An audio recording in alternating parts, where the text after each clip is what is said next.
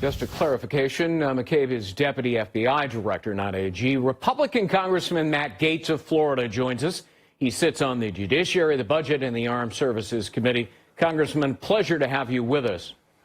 You're good to be on, and happy upcoming New Year. You too. And you're quoted as saying you believe there was extreme bias in favor of Hillary Clinton. By that, do you believe that people within the FBI deliberately and for political reasons cleared her in the email case, notwithstanding incriminating evidence she broke the law?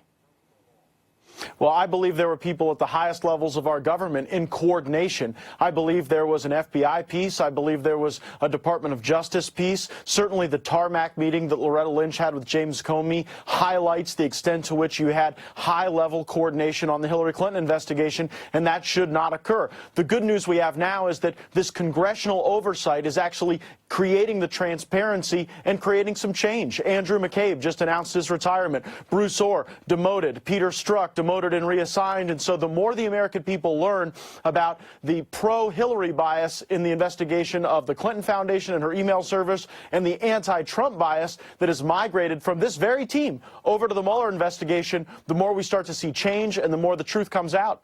What about the so-called exoneration statement that was originally composed by James Comey, then FBI director? And if you read the original version, he finds that Hillary Clinton broke the law. Somebody, and it's believed to be Peter Strzok and others, changed the language to absolve her. Who did that? And isn't that obstruction of justice if they did it for a political reason? Well, you're absolutely right that the elements of obstruction of justice would be met if you had senior officials in our government changing this statement prepared by James Comey so that Hillary Clinton would not face criminal culpability. That is the definition of obstruction of justice. There's a team of people that appear to have been involved in the drafting of this exoneration statement. James Comey was involved. There were drafts sent around to other people, Peter Strzok and his boss, and we'll really get to the bottom of who had their hand in the cookie jar as Hillary Clinton was held to a different standard than all other Americans. What is no longer in dispute is that Hillary Clinton got special treatment. She got that special treatment because she was a candidate for president, and people at the highest levels of our government were helping her. Do you have any evidence that would demonstrate that? Well, the evidence is the exoneration statement. We also are in the process of taking confidential witness statements. Last week, we had Andrew McCabe before the Judiciary Committee. I can't go into the specific questions asked and answers provided because it was a confidential setting, but I don't think it's a coincidence that after giving that sworn testimony, Andrew McCabe very quickly decided to end his career at the FBI and retire. There were inconsistencies with other statements that others have made, and we look forward to getting to the bottom of that and showing the evidence. There's also the McCabe emails that are concrete evidence that there was special treatment. All right, I want to ask you about that. Is there an email from Andrew McCabe which shows he's saying that Hillary Clinton will get special treatment?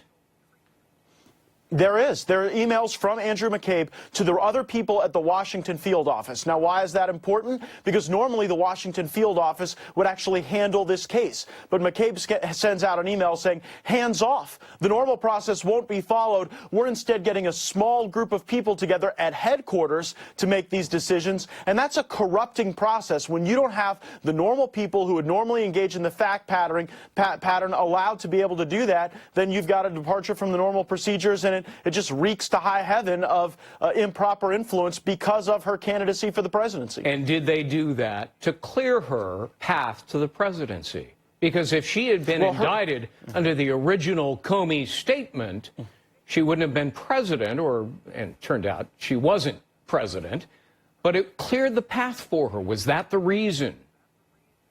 Well, I think we've still got more fact-gathering to do on that question, but what is without question is that it was her status as a candidate for president of the United States that put her on a different track of justice than would apply to any other American. That's what we've got to no FBI director going forward should have the power to treat one person differently as a consequence of their candidacy for public office, and particularly the presidency. And then again, I mean, what you've been pointing out night after night is that this very bias that favored Hillary Clinton then migrated over to the Mueller investigation, and you see some of the very same people involved in clearing Hillary Clinton now persecuting the president with no evidence of collusion, and they're clouding the great work that we're doing. Is it clear to you that people within the FBI, maybe the Department of Justice, launched in July of 2016 an investigation of Donald Trump into collusion with no evidence of collusion? Instead, they relied on a phony dossier to do it. And was that an effort by them to sort of an insurance policy in case Hillary didn't win, will frame Donald Trump for wrongdoing which doesn't exist? Well, that is the $64,000 question, and I don't think it's a coincidence that you had real connections, real bribes being paid to the Clinton Foundation to potentially facilitate the Uranium One deal. That is real collusion. You've got the DNC paying a company to pay Russians to tell lies about the president. That's real collusion. But she says I didn't have anything to do with the approval of Uranium One. Do you believe her? Well, absolutely not. The Secretary of State has a key role in that process. The FBI director, who was Bob Mueller, has a key role in that process. As a matter of fact, the very last report from the Congressional Research Service that went through this process highlighted circumstances where people at the FBI and at the Department of State would typically raise concerns about this very type of transaction, and that didn't occur here. That raises a lot of questions, and it's just not a rare coincidence that at the very same time this deal was being approved, you had the Clinton Foundation taking hundreds of millions of dollars from people who had direct contact.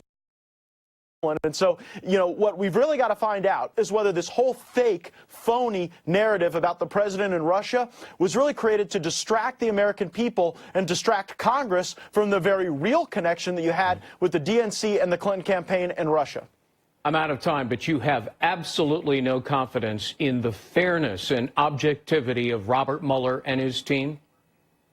Oh, look, the American people don't have confidence. That's the Harvard poll that shows 54% of Americans believe there's a conflict of interest. It's time for the Attorney General to step up, end this investigation, and call it the sham that it is. And appoint a second special counsel to investigate Comey, Clinton, Lynch, McCabe, and the whole lot of them, right? Of course, that's absolutely what has to happen, because if it doesn't, this could happen again in the future with another presidential candidate, with another political figure. They could get treatment that wouldn't be afforded any other American if we do not have a second special counsel and then harden our processes and our oversight. What this entire experience has proven is that transparency is the great antidote to the lies that have been told about the Clinton administration, that have been told about the Obama administration, and that now are being told about the Trump administration. Congressman Matt Gaetz, thank you very much for being with us. Best of luck to you. Happy New Year. Thank you. All right. Happy New Year. Former President Barack Obama.